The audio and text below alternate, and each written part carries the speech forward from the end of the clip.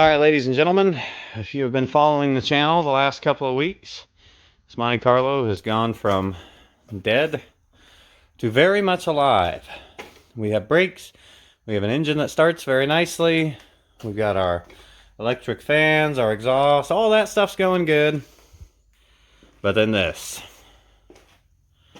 So, when I push the clutch pedal in, it is not fully doing its thing. Now I had two shims put here, which you can still see on the hydraulic throwout bearing. And what that did is it gave us 150 thousandths clearance. I am reading some information that says I should actually have 50 to 100 thousandths clearance. Having a really hard time thinking that one or two more shims is going to fix this. But what I'm going to do now is, I lost my tool. What I'm going to do now is go use this tool down there. And I will check the bell housing side first.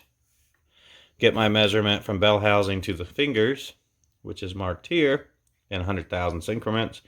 Then I'll take that and I'll go, this will go on the front of the transmission, and I'll face it up to the throwout bearing. And see if that indeed is our problem and somehow I did my maths way wrong. Oh, low bridge. Low bridge.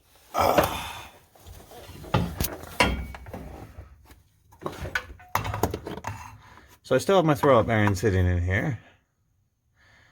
I think I can work around it to get my measurement to the clutch fingers to the face of this bell housing. If I don't have to pull the throwout bearing out, I won't. I will try to measure this with calipers first, but I am going to get the measurement with my tool from the fingers to the bell housing. This is so not going to be fun getting it back in the car. I'm not happy. But such is life when you're doing stuff like this. All right. Let's set this down without bumping it. So, this is the bell housing surface here on this tool. This is the distance from my bell housing surface to my clutch fingers. I compressed the bearing's still in the car, and it's measuring at 1 inch 715 thousandths. So I've got my 200 thousandth shims. I'm going to do some maths real quick, simulate where my bearing's going to be on this shaft plus these shims, and see if I'm matching up with this. What I was going for before was 150 thousandths. I'm probably going to aim more for like 100, though I seriously doubt a 50 thousandth shim is going to be there. So maybe I just did all my maths wrong before. We'll see. Okay, so I got the bearing back out. I've done all my math. And the problem is, from what I can tell, I actually did my math right. I was at basically, 10, 15 thousandths clearance before, and that was way too close. So I added a 250 thousandth spacer at the transmission, quarter inch, whichever you want to call it. That pushed it back. Well, at that point, I had a quarter inch gap. Well, that's not going to do me any good. So I put 200 thousandth shims in there to move this forward a little bit. Eyeballed it a little. Figured I was around, 130 to 150 thousandths. I was actually a little closer. It was at like 115. So that should be damn near perfect. That's a problem. So I'm thinking about putting my 200,000 spacers that I had back in here, or 100,000 worth of shims. I'm going to add another 50. That should take me down to like 65, 70 thousandths of clearance between the fingers and the throwout bearing. That's not ideal, in my opinion. That is too close, because as the clutch wears, those fingers are going to be out further, and I'm going to run out of clearance. If that by the time that happens, with the amount I actually plan on driving this car, we might have another transmission by then. The only thing I can think of, though, is to try that. The only other thing that this could be is potentially bleeding. Now, this bearing cannot over travel due to this ring. So compressed, it's at like 1 inch, 710 thousandths, something like that. And it can travel 680 thousandths to full open. Now, I did check. Fully compressed, check the math, checks out. Fully extended, check the math, adds up, while it was still hooked to the car. Granted, it's not under load. So, but I can at least verify it compresses where it's supposed to and it expands where it's supposed to when you push the clutch pedal. If there's air in the system still, which I don't know how there could be, that could be causing me a problem. So what I'm thinking, we put the bearing back in. Since it can't over travel and separate the bearing, we should be able to bleed it in the car. And what I can do with that is actually push this bleeder fully vertical. And maybe there was some air trapped in there, and that's causing us the issue. Very well could be. Hard to say. We're in Hail Mary status.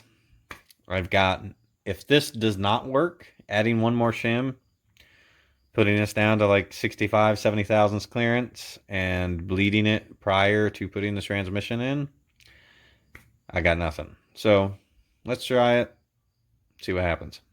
Alright, so my bearing's bled. I'm slowly bringing the transmission up. Right now I'm contacting with the floor.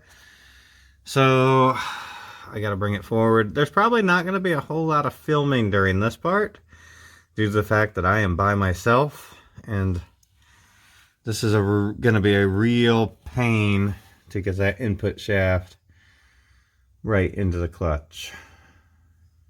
Perfectly aligned. So I'm just gonna work on this for a little bit.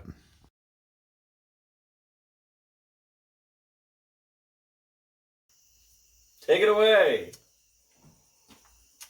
Welcome to Dented Dreams Garage, featuring useful entertainment. Welcome to Useful Dented Junkyard Petting Zoo Garage Entertainment, folks. And Riley's Junkyard and Petting Zoo. Riley's Junkyard Petting Zoo. They flew out from Pennsylvania to help me out with the Monte Carlo, so we could get it to the No Name Nationals.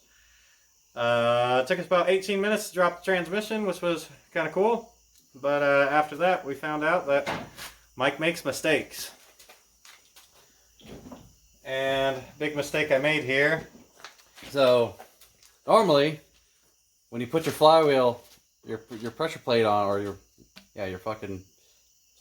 thing, the engine's on this side, it goes like that, and the hub sticks out. And then you put your pressure plate on. Well, Mike did a good one of these.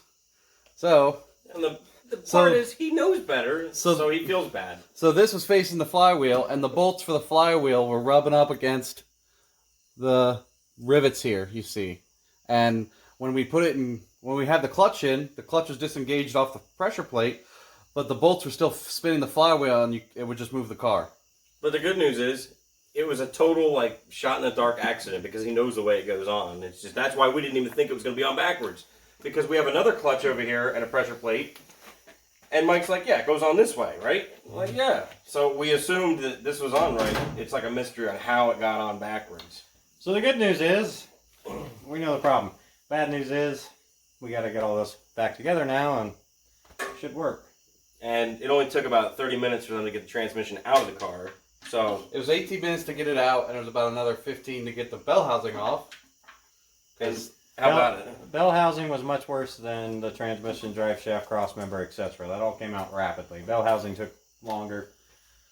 So let's get her back in. Yeah. And how about it? It's not like we're dealing with a mystery of what's wrong with everything. It's right there, right in your face. Yep. Best case scenario. Thanks for flying out. Yeah. Alright, so we got the bell housing, the clutch back in, the bell housing back on, our throwout bearings in place. So now we're going to grab that transmission and shove it back in here. 3/4. So you got a 3/4 off of that.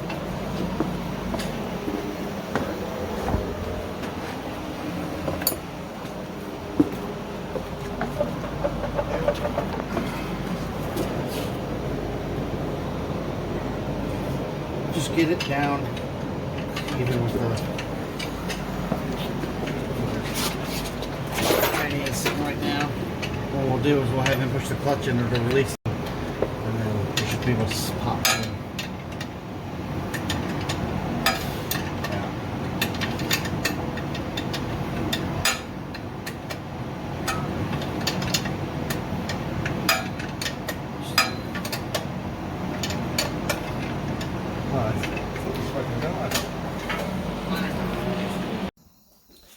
Alright, so about 3 hours later, the clutch is in, it's fully functional. We were actually able to remove one shim off the throwout bearing. Everything is working as intended. These guys flew out here, they helped me fix it. We got it, the shifter's working, the motor's timed a hell of a lot better, the transmission's fully functional, everything is back together, and tomorrow morning, we're going to drive this sucker properly. I say we race this versus the half a Chevelle out there. And what? One day we went from being, I'm not taking this No Name Nationals, to this is probably going to go to No Name Nationals. It'll probably go to No Name Nationals. We might still want to. It better go to No Name Nationals. Well, it wouldn't be without you guys. So thank you for flying out. Heck yeah. Thank you for flying me out. Thanks for letting me see Ted Nugent. Yeah, anyway, we got to meet Ted Nugent. Alrighty. This morning is the morning. Today is the day. Let's go drive my high school, Monty. Alright. We're out of the garage. Getting ready to take it on a true maiden voyage. Let's do this.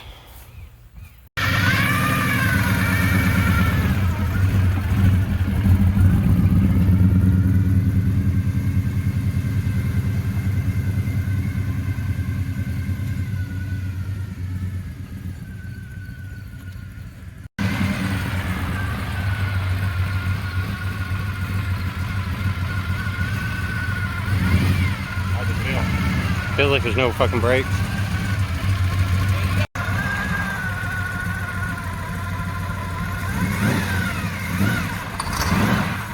Oh, Jesus.